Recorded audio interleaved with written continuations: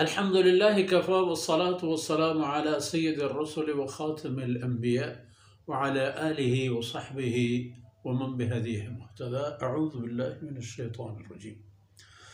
محمد رسول الله والذين معه أشداء على الكفار رحماء بينهم تراهم ركعا سجدا يبتغون فضلا من الله ورضوانا سيماهم في وجوههم من أثر السجود ذلك مثلهم في التوراة ومثلهم في الإنجيل كالزرع أخرج شطأه فآزره فاستغلظ فاستوى على سوقه يعجب الزراع ليغيظ بهم الكفار. وعد الله الذين آمنوا وعملوا الصالحات منهم مغفرة وأجرا عظيما.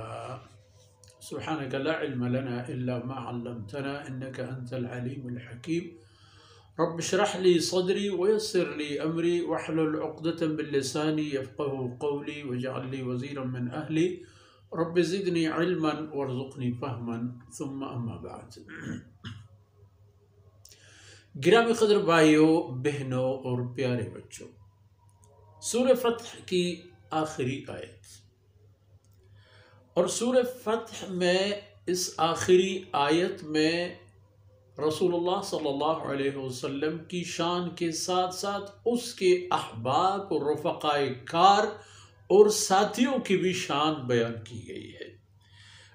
ایسا دیکھیں کہ جناب رسول اللہ صلی اللہ علیہ وسلم نے ان کو جو کچھ دکھا دی یا دے دی، انہوں نے من وعن اسے لے لی اور اس میں اپنے آپ کو ڈال دی، اس سانچے میں اپنے آپ کو ڈال دی، کوتاہی نہیں کی۔ محمد الرسول اللہ میں کیا نشانیاں ہیں؟ والذین آمنوا معہ میں بھی ہیں، بڑی بات ہے۔ محمد الرسول اللہ والذین معہ، یہ عادت محمد رسول اللہ صلی اللہ علیہ وسلم کی ہے اور اس کے ساتھیوں کی بھی۔ ان کی عادت کیا ہے؟ اشداء علی الکفار، وہ کافروں پر سخت ہیں، کوئی نرمی نہیں ہوتی کفار کے لیے۔ اور سختی کا معنی کیا؟ یعنی جب مڑ بھیڑ ہو، ورنہ شائستہ اخلاقی وہ تو ان میں ہے ہی عام حالت میں، لیکن حالت جنگ میں اور حالت مقابلہ و مسابقہ میں اشدہ، کافروں پر سخت، اور رحماء بینہم، ایک دوسرے کے ساتھ، اپنوں کے ساتھ بہت نرم، رحم کرنے والا، شفقت اور مہربانی کرنے والا۔ اور ان کی نشانیاں، عمومی نشانیاں، چلتے پھرتے نشانیاں دیکھ لو۔ تراہم رکعا سجدا، ان کو آپ ہمیشہ رکوع سجدے میں پائیں گے، کیونکہ اللہ سے جڑنے اور مانگنے کا عمل نماز ہے۔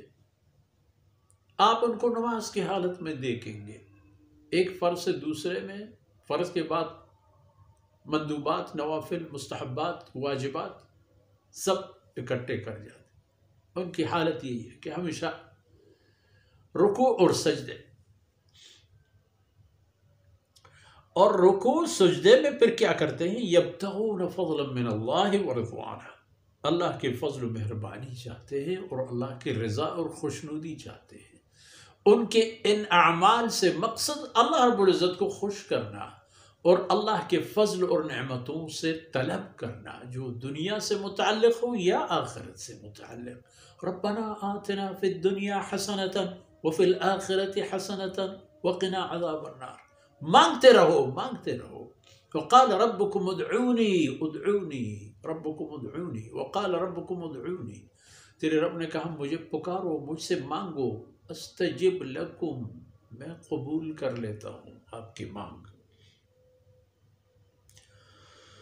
تو فرمایا کہ یبتغون فضلا من اللہ ورضوانا سیماہم فی وجوہہم من اثر السجود، یہ جتنے جو اللہ رب العزت کی بارگاہ میں یہ سر بسجود ہوتے ہیں، سجدے کی نشانی ان کی چہروں پر موجود ہوتا ہے، ان کی پیشانیوں پر موجود ہوتا ہے۔ اور بعض حضرات سمجھتے کہ جو کالی ایک نشانی پڑتی ہے یہی، یہ بھی ہو سکتا ہے، لیکن اس سے بشاشت وجہ ہے، چہرے کی پاکیزگی اور تر تازگی، وہ اصل مقصود ہے۔ یہ ہو یا نہ ہو، جس سجدے اور رکوع کرنے والے کی آداب و اخلاق شائستہ ہوں اور اس کے چہرے میں اللہ رب العزت ایک طرح کی روشنی دے دے، وہی اس آیت کا مصداق ہے۔ فرمایا ذالک مثلہم فی التوراۃ ومثلہم فی الانجیل، یہ تو قرآن کی بات الگ، تورات و انجیل میں بھی ان کی یہی نشانیاں بیان فرما دی گئی ہیں۔ فرمایا ان کی مثال ایک اور بھی ہے، کزرع اخرج شطأہ، جس طرح ایک دہقان کی بوئے ہوئے زمین میں سے جو نکلتے ہیں دانے سے، دانے کا جو پہلا ایک ذرا سا چھوٹا سا نکلتا ہے، تو وہ نکلنے کے بعد فآزرہ، وہ ہوتا ہے مضبوط، اور مضبوطی کے بعد فاستوى على سوق، فآزرہ فاستغلظ، پہلے وہ رشد کر لیتا ہے، پھر قوت اپناتا ہے، اور پھر اپنے پاؤں پہ کڑا ہوتا ہے، اس میں یہ طاقت ہو جاتی ہے کہ وہ ہوا کے گردش کو تحمل کر سکے۔ اور اس زراعت کی جو فصل نکلتی ہے زمین سے، پہلے اس کی کومپل، اس کے بعد اس کا تھوڑا سا آگے بڑھتے ہوئے طاقتور ہو جانا، اور اتنی طاقت حاصل کرنا کہ وہ اپنے پیروں پر، اپنے تن پر کڑا ہو سکے، اس کی یہ حالت یعجب الزراع، زمیندار کو یہ خوش کر دیتا ہے۔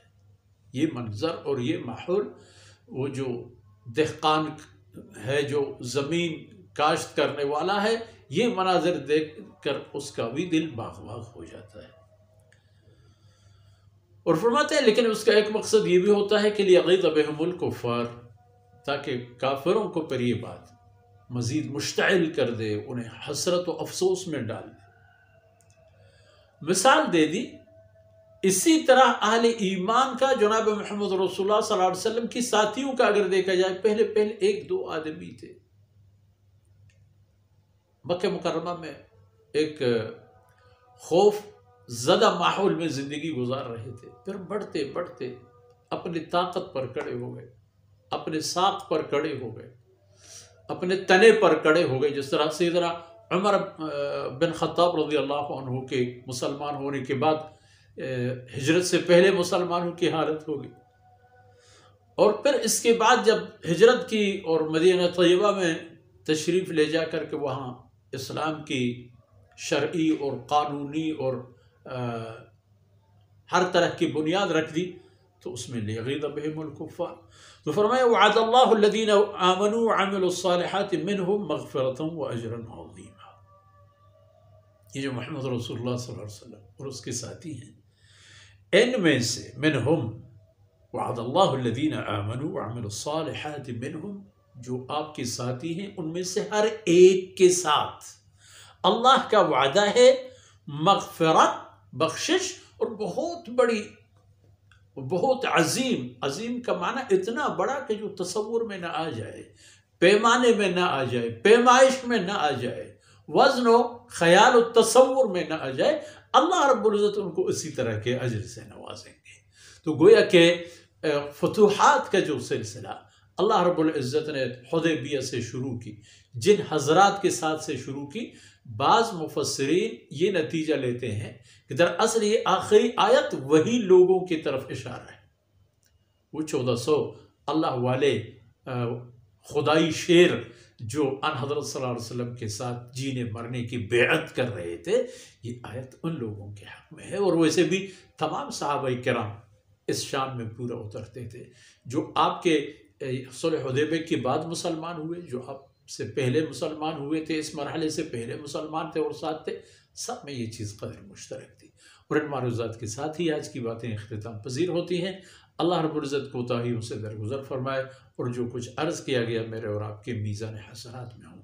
صلی اللہ علیہ نبینا محمد وعلی آلہ وصحبہ۔